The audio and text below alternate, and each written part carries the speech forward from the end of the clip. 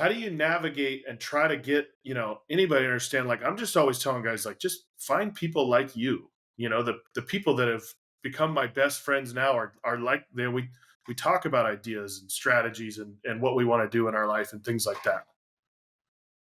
I mean, I think common interest, I think you're right, is the best way to meet people that you can like have a long-term friendship with.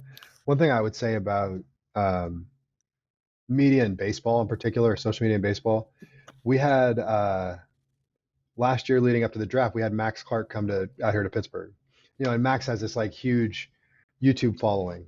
Um, and the really interesting thing about Max Clark was that, and he was incredibly impressive kid. And the really interesting thing about him was like he was not he didn't he his per like this was like a it was like a business. It wasn't him it wasn't him doing it for personal attention. It was him very intentionally doing this for as a business because he would get paid and he would like take care of his entire high school team and take care of the facility where he worked out in Indiana, take care of everybody.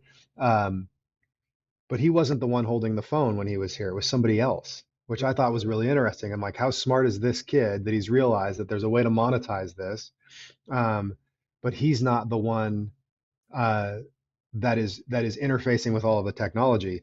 He's hitting, he's hitting, he's doing sprints, he's lifting weights, and he's been smart enough to pay somebody else to stand around him to film it because they know it's a business thing. He was a very, very, very impressive person, and I think wiser than I think a lot of people may have given him credit for if their only interaction with him was through the internet. You see it in person and you realize like, no, this is a kid who loves baseball, Mhm. um, who's smart enough to put somebody on the other side of the camera. But I mean, I don't know.